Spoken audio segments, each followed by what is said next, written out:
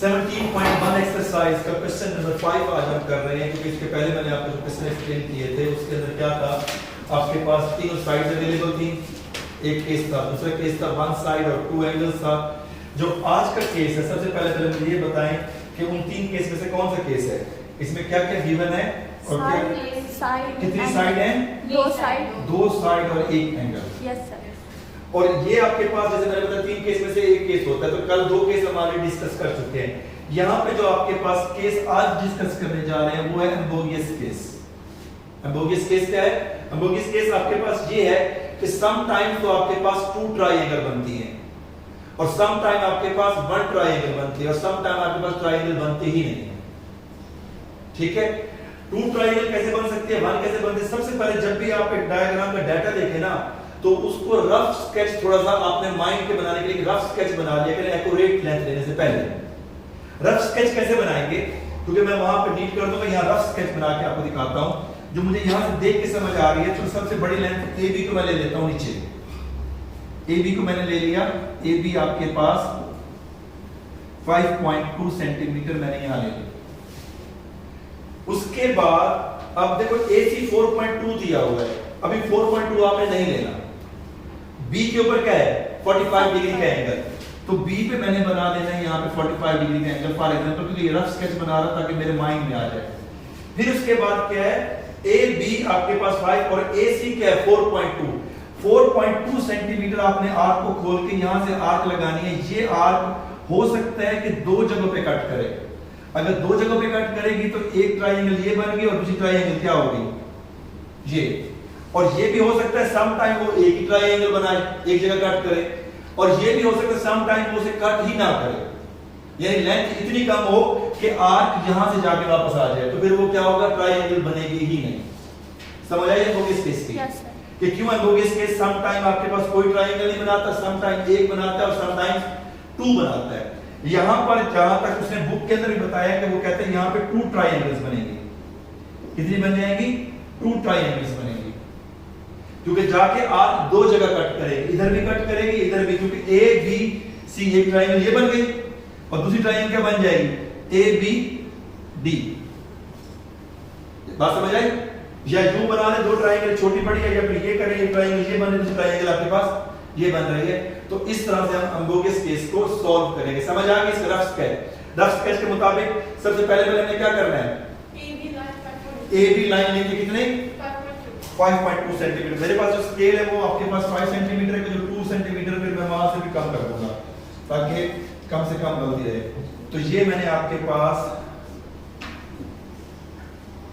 ले ली 5.2 सेंटीमीटर।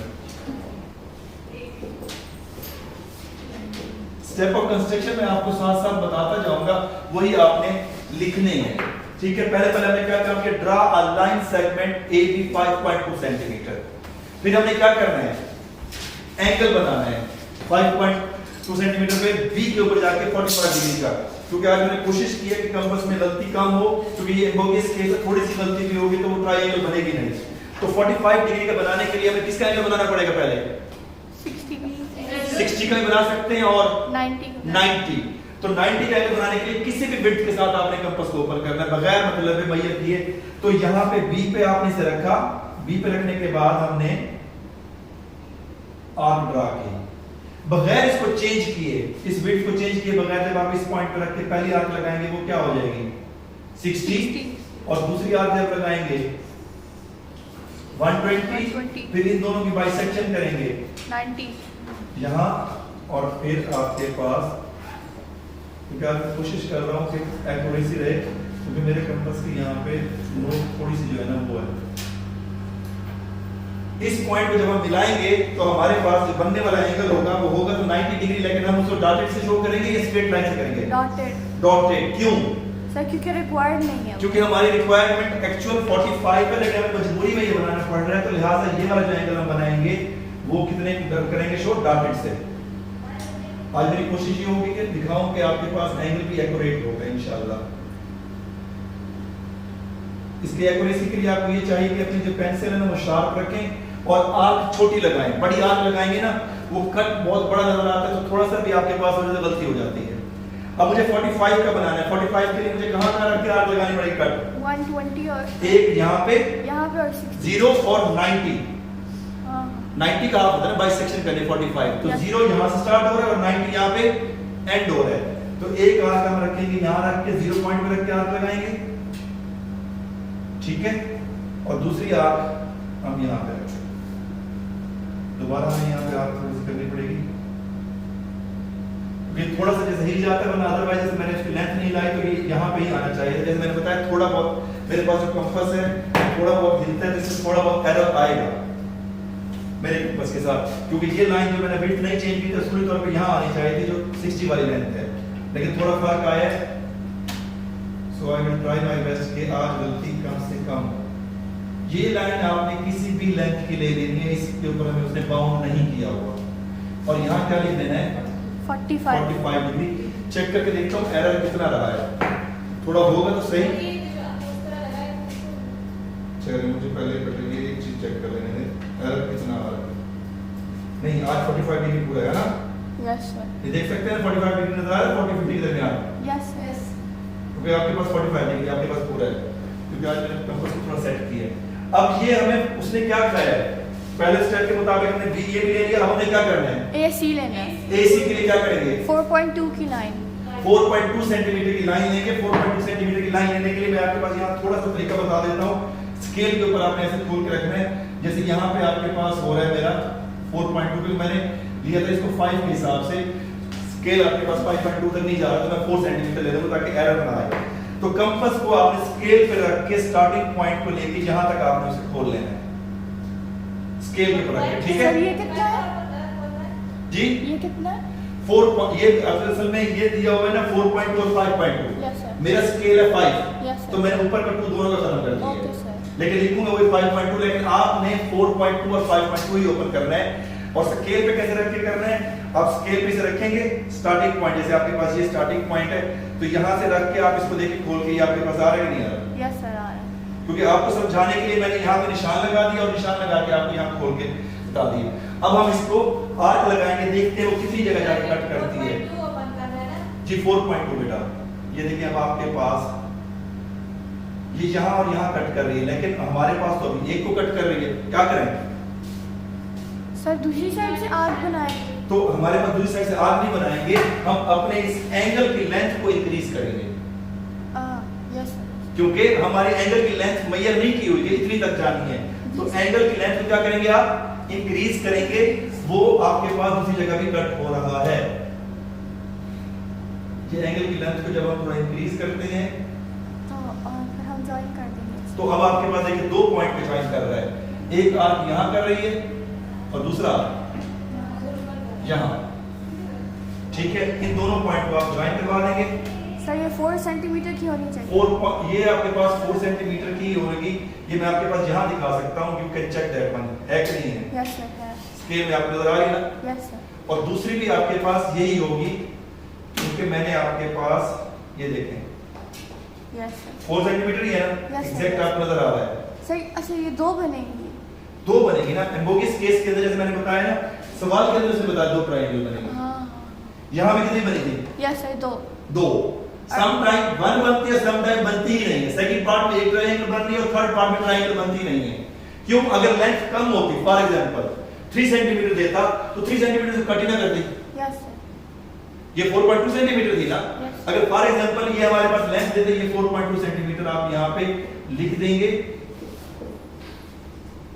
और ये भी आपके पास Point A B C इसको नाम दे देते हैं, इसको D का नाम दे देते हैं। समझ आई ये बात? Yes sir. तो आपके पास इस तरह से एम्बोगियस केस को हम सॉल्व करते हैं।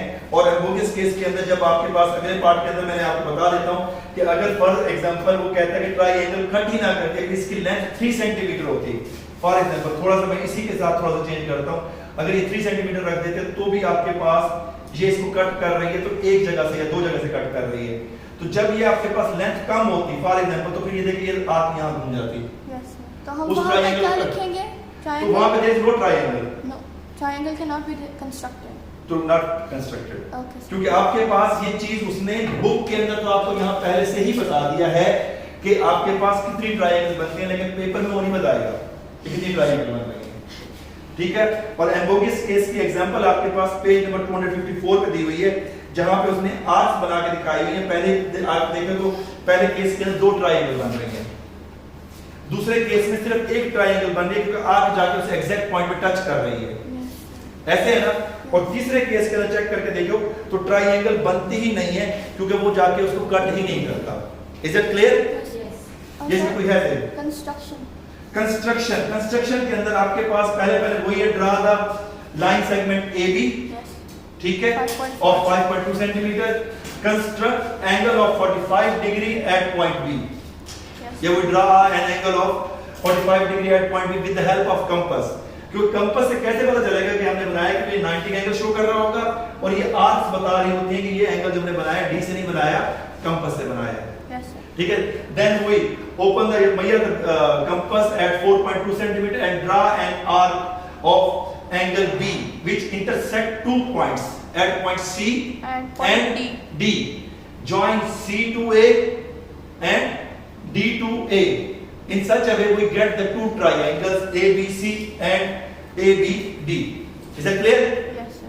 इस तरह से आपके पास स्टेप्स, अगर फिर भी आपको स्टेप्स में थोड़ा कंफ्यूजन हो तो आपके पास बुक में स्टेप्स लिखे हुए भी हैं, ठीक है। यहाँ पे आपके पास मैंने बताया ना, देखो तीसरी ट्रायंगल बन ही नहीं गई, जब वो बना देते ट्रायंगल वहां टच ही नहीं करती, तो इस तरह से आपको पता चल जाएगा। अब दो ट्रायंगल्स की 2 साइड्स और एक एंगल दिया गया होता है, तो किस तरह से कंस्ट्रक्ट करना, समझ आ गया? क्लियर? Now you can. अच्छा 17.2 एक्सरसाइज, 17.1 एक बेसिक कंसेप्चुअल एक्सरसाइज है, और 17.2 एक्सरसाइज जो पेपर के अंदर आने का चांसेस होता है वो 17.2 एक्सरसाइज से आता है। सबसे पहली बात वही है कि आपको एक ट्रायंगल बनाने का तरीका आता हो। इसमें आपके पास क्या दी गई है बेटा? तीनों साइड दी गई है। अब आप ये देख के तो कहते सर ये तो बहुत आसान है, पहले कर चुके हैं। 17.1 के तहत आपने पहले ट्रायंगल बनानी है, और लेकिन यहाँ जो मेन पॉइंट है वो हमारे पास क्या है? ड्रा द एंगल बाइसेक्टर्स, कि हमने एंगल बाइसेक्टर ड्रा करना है। अब एंगल बाइसेक्टर का अगर आपको कांसेप्ट दूं तो मैं आपके पास पहले तो आपके पास ये लाइन ले लेते हैं 5.2 सेंटीमीटर 4.5, कोई सी भी ट्रायंगल लेंगे तो हम पहले हम 5.2 सेंटीमीटर फॉर एग्जांपल ये ले लें एक साइड नीचे। सबसे पहले बड़ा एंगल नहीं बेटा लाजमी नहीं आप बड़ा नीचे लें, जो भी ले सकते हैं, वो इस चीज से कोई फर्क नहीं पड़ता। आप चाहे बड़ा लें या छोटी साइड ले लें, वो आपके पास सवाल गलत नहीं होता। उसके बाद AB 4.5 सेंटीमीटर, तो 4.5 सेंटीमीटर का आपने कंपास को ओपन करना है, और 4.5 सेंटीमीटर कंपास ओपन करके फिर आपने लाइन कहां पर रख ड्रा करनी है? A पे या B पे? A पे। गुड। अब मैं यहाँ 4.5 सेंटीमीटर की मैंने यहाँ पे कंपास को ओपन करके आर्क लगाई, ठीक है। Yes. 4 पॉइंट आपके पास, फिर उसके बाद BC क्या है? 3.1 सेंटीमीटर, फिर आपने 3.1 सेंटीमीटर का आपने कंपास को ओपन किया बेटा, और आर्क लगाई, और दोनों कहीं कट करेंगे। ये 3.1 सेंटीमीटर आर्क लगाई, इस पॉइंट का नाम क्या रखें बेटा? B। इस पॉइंट का नाम B होगा, और फिर उसे क्या कर देंगे? हम ज्वाइन कर देंगे। इस पॉइंट का नाम हमने B रख दिया। B रखने के बाद हम क्या करते हैं? इस पॉइंट को ज्वाइन करते हैं, किसके साथ ज्वाइन करते हैं? C और A के साथ। ये वो काम है जो आप पहले कर चुके हैं और आपके लिए बहुत इजी है।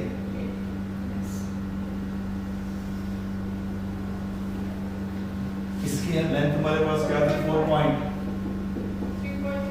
और 3.1 सेंटीमीटर। इसके स्टेप ऑफ कंस्ट्रक्शन भी आपको आते हैं। ये वो काम है जो आप 17.1 में कर चुके हैं, ठीक है बेटा। अगला काम ये है एंगल बाइसेक्टर।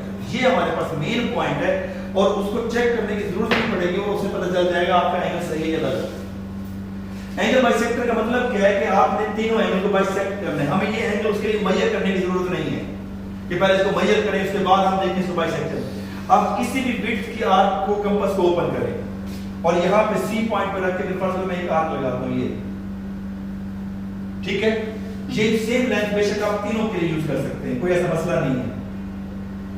आपके पास एंगल बाइसेक्शन करने के लिए मैंने बताया किसी भी विड्थ के साथ आपने 3 आर्क लगा लें तीनों एंगल के ऊपर। एंगल बाइसेक्शन का मतलब ये होता है जहां से एंगल स्टार्ट हो रहा है, आपकी आर्क स्टार्ट हो रही है ट्रायंगल की, और जहां पे एंड हो रही है इन दोनों जगहों पे रख के आपने आर्क लगानी है।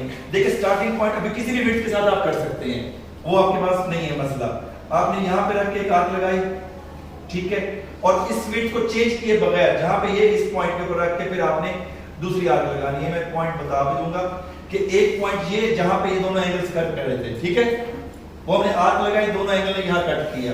सेम इसी तरह से काम हम ये कर लेंगे इसके साथ भी, एंगल ए के साथ भी। और आपके पास इधर ये एंगल ए के साथ भी हो गया। यही काम आपने एंगल बी के साथ भी करना है। फिर तीनों को एक ही दफा मिला देंगे ना। ये ख्याल रखना पड़ेगा कौन सी आर्क कहाँ है, ये वाला उल्टा जो लग रहा है ये थोड़ा सा मुझसे चेंज हो रहा है। इसमें फिर आपको एक तरीका भी बताऊंगा जो हल्की फुल्की आपके पास चीटिंग हो जाती है, पता चल जाएगा, क्योंकि तीनों को इकट्ठे एक ही पॉइंट पे मिलना जरूरी है, ये बात लाजिम है। पहले हमने यहां से यूं एंगल ड्रा किया, ये देखिए यहां से आपके पास ये एंगल आपके पास यूं ड्रा हो रहा है, ठीक है। दूसरा एंगल आपके पास ये वाला है। फिर आपको बता दूंगा अगर आपको मिल ना रहा हो तो फिर आपने क्या गेम खेली है, बताना पड़ता है। अब तीसरा एंगल, सीधी बात बताऊं तो तीसरा एंगल इस वक्त जो मेरा जा रहा है, क्योंकि मेरे पास एरर का भी चांस था, वो यहाँ जा रहा है और तीनों एक ही जगह पे कट नहीं कर रहे, ऐसे है ना। तो ये काम आपके साथ भी हो सकता है। आपने फिर क्या करना है, जहां पे दो मिल रहे हैं ना, वहां पहले तो काम ये करने की जबरदस्ती इसको मिला दो, फिर उसके बाद एडिट क्या करना है मैं बता देता ना। वहां से आर्क यहां से रख के एक आर्क यहाँ लगा दे, एक आर्क यूं लगा दे, ताकि उसको ये लगे कि इसने आर्क लगाई है।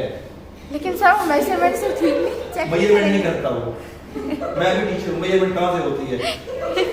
ये आपके पास तरीका बता रहा हूं कि दो एंगल, उसने सिर्फ ये देखना है कि तीनों एक ही पॉइंट पे मिल रहे हों। फर्क थोड़ा सा आ जाता है, कभी कभार थोड़ा सा जो फर्क आता है ना, उस फर्क को दूर करने का तरीका यही है, दो लाइनें आपने मिलाई हैं तो तीसरी लाइन को भी लाजमी वहीं जाके मिलाओ। जो थोड़ा सा एरर आ रहा है ना, तो आर्क को बाद में उधर उस जगह कट करता है, कट उस लाइन के ऊपर ही नजर आए, ताकि उसे नजर आए कि ये आर्क उसी जगह रख के कट लगाए गए। ये थोड़ा सा है तो चीटिंग वाला, फार्मूला मैं मार्कर के वजह से यूज कर रहा हूं। आप जब ठीक करेंगे एक्यूरेसी तो आपको ये मसले की जरूरत नहीं पड़ेगी, ठीक है, समझ आ गई बात। ओके।